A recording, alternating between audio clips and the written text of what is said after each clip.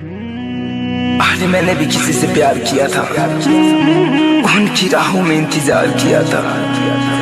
हमें क्या पता भूल जाएंगे हमें। कसूर उनका नहीं मेरा ही था, जो एक बेवफा से मैंने प्यार किया था।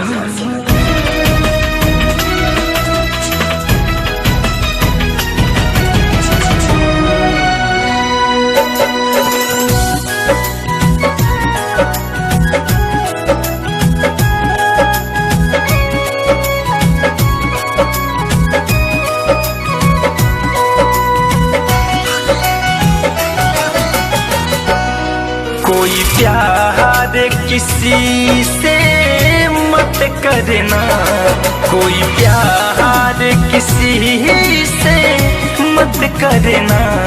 सच कहता हूँ पछताओगे, जब दिल की दर्द बढ़ जाएगी, जब दिल की दर्द बढ़ जाएगी। हो आंसू के सिवा कुछ ना पाओगे। कोई प्यार किसी से मत करना, सच कहता हूँ पछताओगे।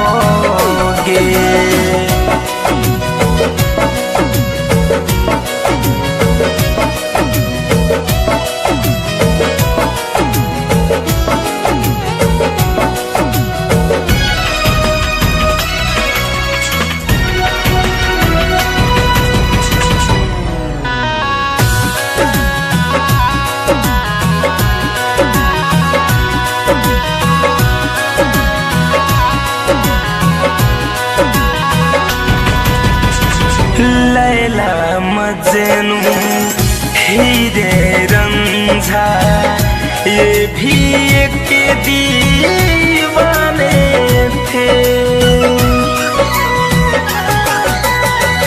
क्या क्या गुजरी सबके दिल पे, खाके ठोकर सब जाने थे।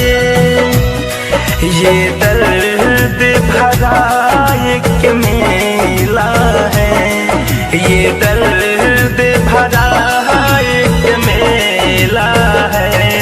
जिंदगी भर ढूंढ ना पाओगे।